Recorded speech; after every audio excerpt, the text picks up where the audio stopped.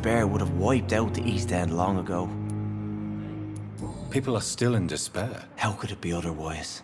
The authorities have left us all to rot in this contagious nightmare. No drugs, no advice, nothing. It's a damn shame.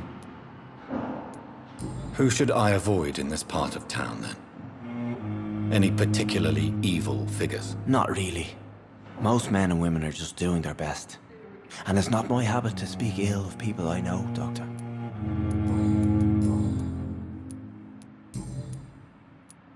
What do you do for a living, Mr. Hampton? I can't help but notice the cross around your neck. I manage a night asylum for the poor and homeless of the docks. And I try to guide the lost and hesitant on the right path to our Lord.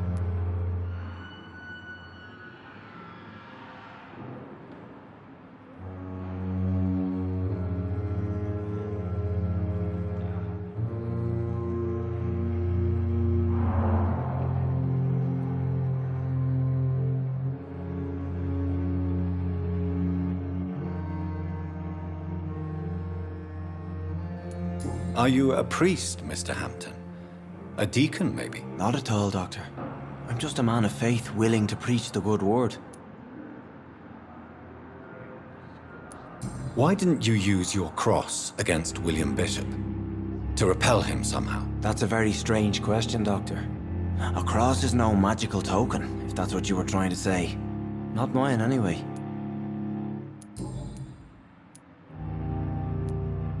Have you made friends since you arrived? Not really, but I recognize Miss Harriet Jones. I knew her when she lived by the docks.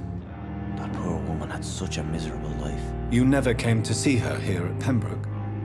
Receiving visits when sick can be an important part of the healing process, you know. We're not just bodies. You're preaching to the converted now, Doctor.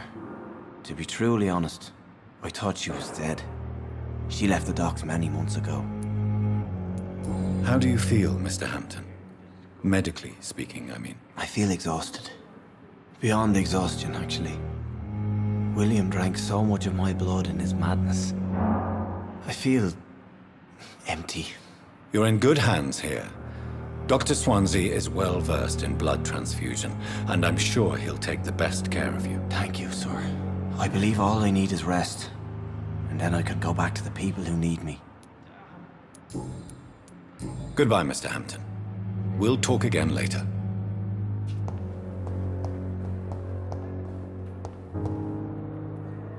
Good evening, miss. I'm Dr. Reed, the new surgeon at the Pembroke Hospital. And who are you? Your name has no meaning to me, mortal. You're nothing but dust blown by the winds of eternity. I beg your pardon? What are you begging for, mortal? My clemency? Well, tonight maybe I'm inclined to mercy. You'll never forget the night you met Thelma Howcroft. You keep calling me mortal.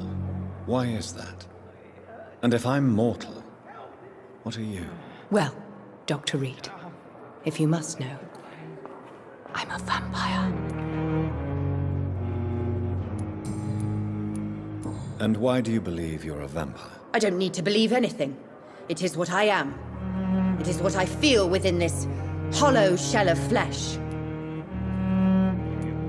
Please, describe to me how you feel.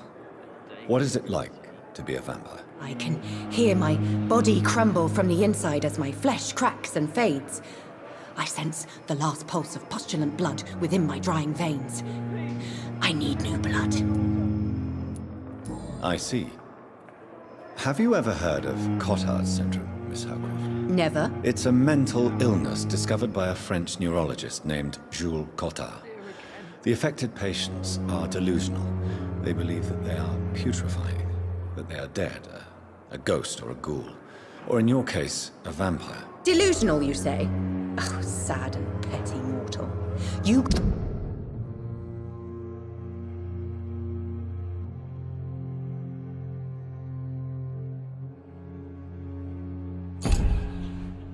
can't even begin to understand the concept of immortality.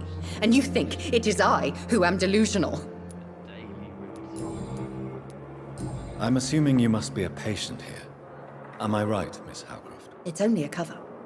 To hide from my enemies. I can leave whenever I want. As a woman, a spirit, fog, or bat. Who are these enemies you mentioned? Can you describe them? I cannot say for sure. But I sense their eyes on me from nearby. I feel them watching me every time I visit the garden near the morgue. The staff here are not your enemy. They're here to help you, to care for you. I'm not speaking of the doctors in white. I'm speaking of the men and women who hunt me. For I am a vampire! I see. Don't worry. These people will not find you here. I'll personally make sure they leave you alone. Thank you, mortal. But do not interfere with them, for you are no match for those that hunt me.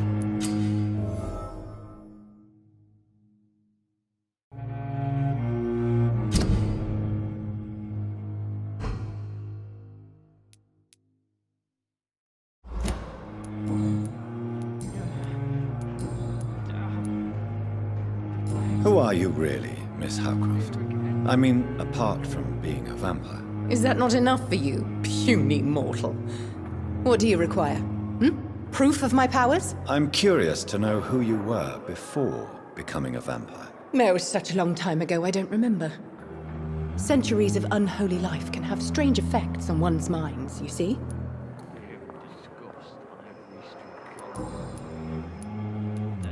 I'll leave you, Mistress of the Dark, to your nocturnal activities. I wish I could be sick again. Feel my blood boil with the fever.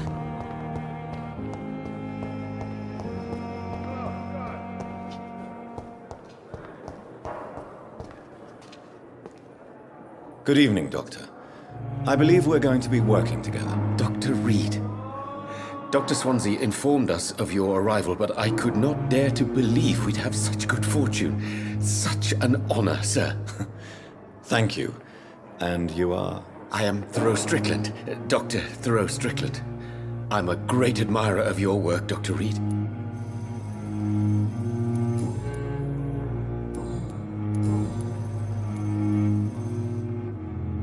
Please, could you tell me something about yourself? I'm a great admirer of your work concerning blood transfusion, Dr. Reed. I run my own experiments. I'm convinced it's the future. What made you choose to be a doctor? I'm not ashamed to admit you and your work have inspired me. I am honored to have the opportunity to work by your side.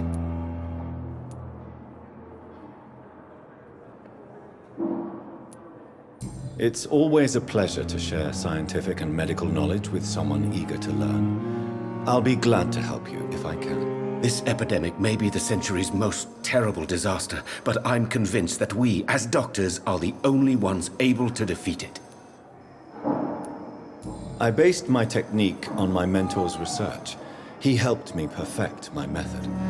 What is yours? I'd rather not talk about it. For now, it's just theories and first approach. My process is purely experimental and unsuccessful. As long as you're cautious and methodical, you may remain empty-handed, but you won't fail. You're not the first one to warn me, but I am convinced knowledge is the main weapon against the ravages of this epidemic. What can you tell me about the Pembroke? Well, it has always been an honor to work with Dr. Swansea. But with your arrival, I can't think of a better opportunity to learn about blood transfusion. You seem quite optimistic. It's a rare and precious attitude in these difficult times. I'm convinced that this epidemic is a test of endurance and dedication for us men of science. Questions remain about our capacity to resolve the situation. True. Last summer, during the first wave of the epidemic, I used to joke with Milton about the extra work. We're not smiling now. Do you need help with anything in particular? Well, yes, maybe. I'm waiting for a batch of products I ordered for my personal research, yet my supplier seems to have vanished. Do you want me to play the errand boy for you? Oh no, Dr. Reed. But if you went personally to his shop, what with your reputation and all, he wouldn't dare to refuse the products I need. I see. Well, give me the address, for I may pass by if I have time.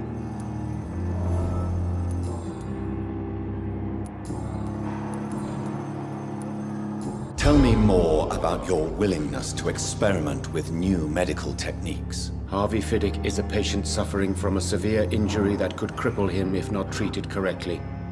I'm convinced your blood transfusion technique could help him. What is it you really want? To save him, or to prove your point? Fair question. I want nothing but to save my patient, Dr. Reed. Especially since I know Mr. Fiddick's story. This personal involvement could also appear to be a lack of impartiality. You must know that a good surgeon must remain neutral. I agree. But that does not excuse Dr. Ackroyd's behavior. A man who did not even take time to converse with his patient. Do you think keeping his distance was a mistake? All I know is that I'm taking care of human beings with desires, hopes, and fears. Not some biological machine comprised of blood, bones, and flesh.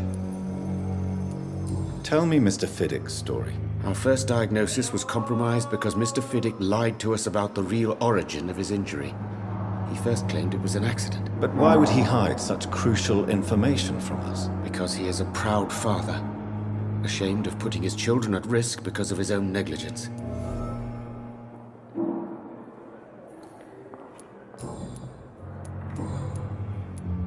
Goodbye, Dr. Strickland.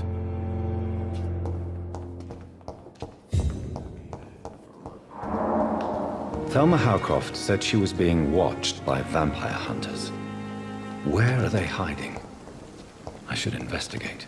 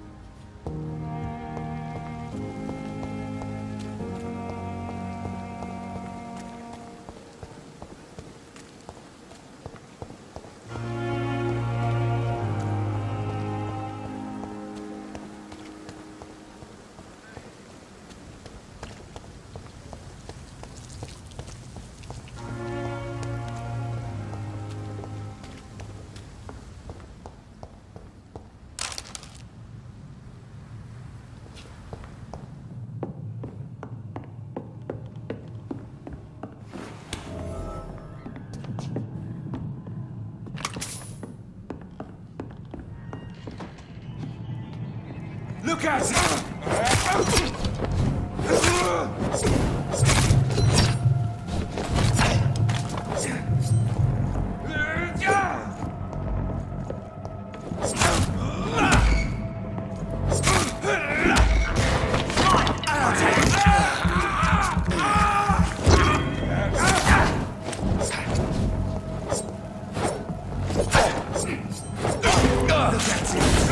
Gone up like King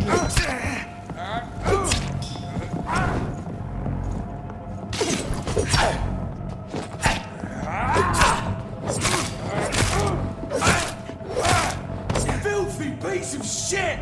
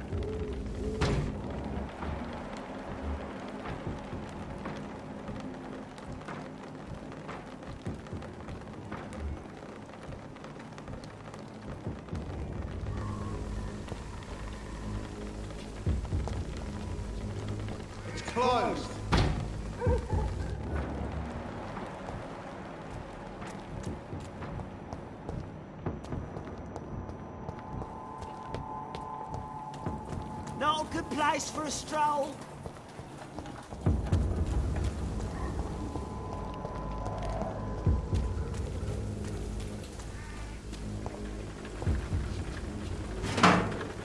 More and more of these bloody leeches every night. Aye, but the guards recruit more and more every year. When did you join the guard? 2 days ago. This is my first patrol.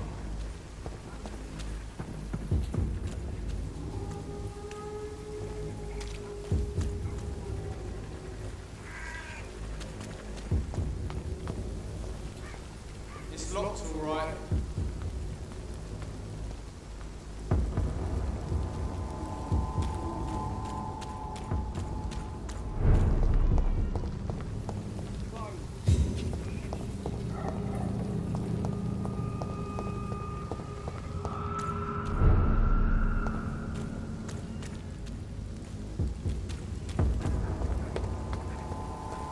Are you deaf?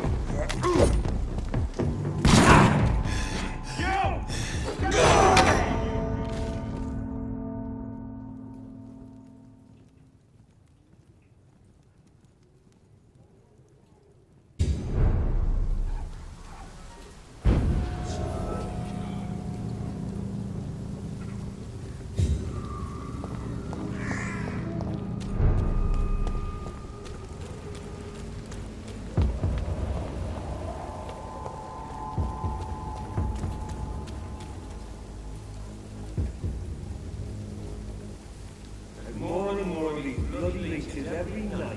Aye, but the guards recruit more. William Bishop's blood is much more unstable than human blood and shows extensive mutation. But this is not what happened to me. I must keep on searching.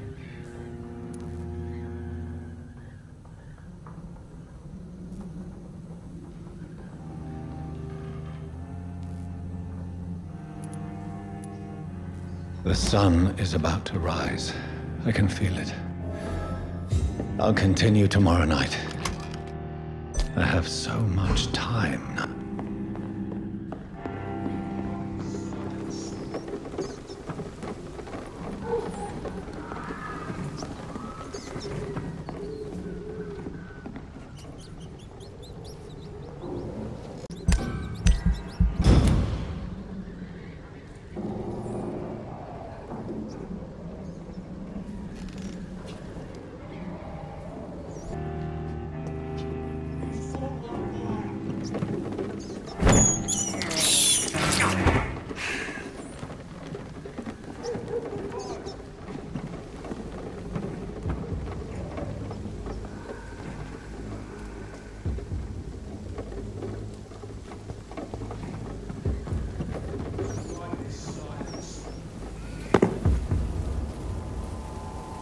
So mine!